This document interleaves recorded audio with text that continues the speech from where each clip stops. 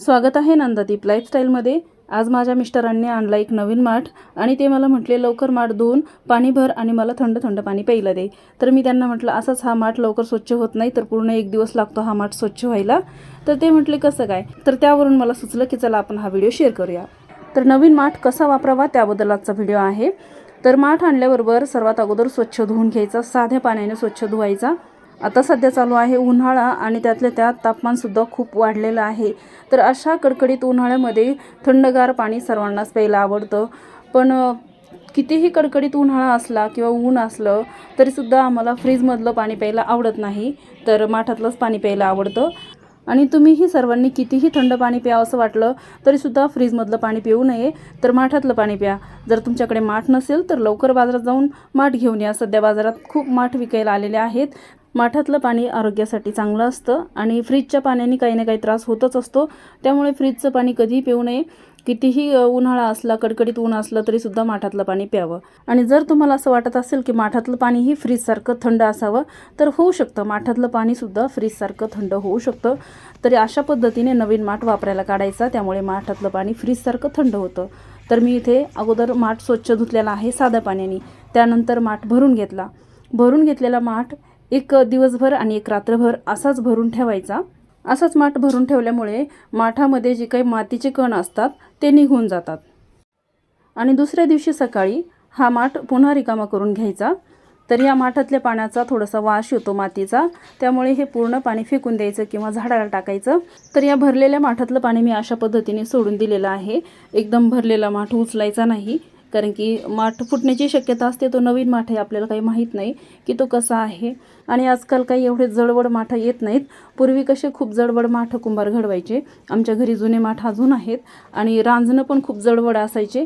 तर त्या पद्धतीचे माठ नसतात आता, खूप पातळ असतात, त्यामुळे हे माठ फुटण्याची शक्यता असते। कारण की माझ्याकडून फुटला होता असा माठ। मी भरलेला माठ उचलला तेव्हा ते माठाच्या वरचा भागच माझ्या हातामध्ये आला, माठ फुटला। आणि त्या फुटलेल्या माठामध्ये मी गच्चीवर झाड लावलेले आहे, ते तुम्हाला व्हिडिओमध्ये नेहमीच दिसत असतं।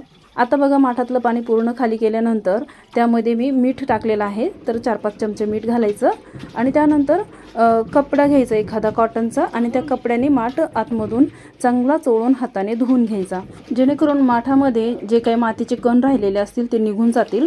आपण साध्या पाण्याने माठ धुतला होता तेव्हा एवढे मातीचे कण निघालेले नव्हते। आणि आता बघा, मिठाच्या पाण्याने कपड्याने व्यवस्थित चोळून माठ जर धुतला तर किती मातीचे कण निघतात तुम्हाला माठातलं पाणी खाली टाकल्यानंतर दिसेल बघा।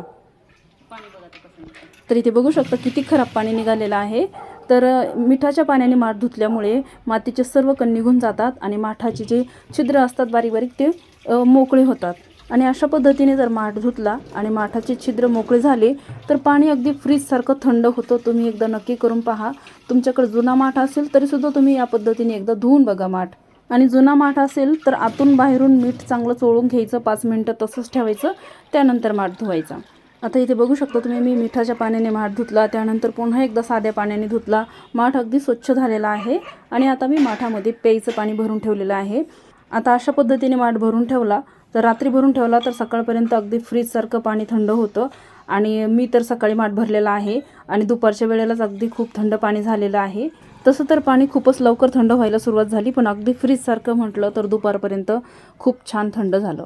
माठातलं पाणी लवकर थंड होण्यासाठी माठाला तुम्ही एखादा कॉटनचा कपडा ओला करून लावायचा किंवा मग एखादं बारदान असतं ना, ते माठाला ओलं करून गुंडाळून ठेवायचं आणि माठ शक्यतो खिडकीच्या समोर ठेवायचा।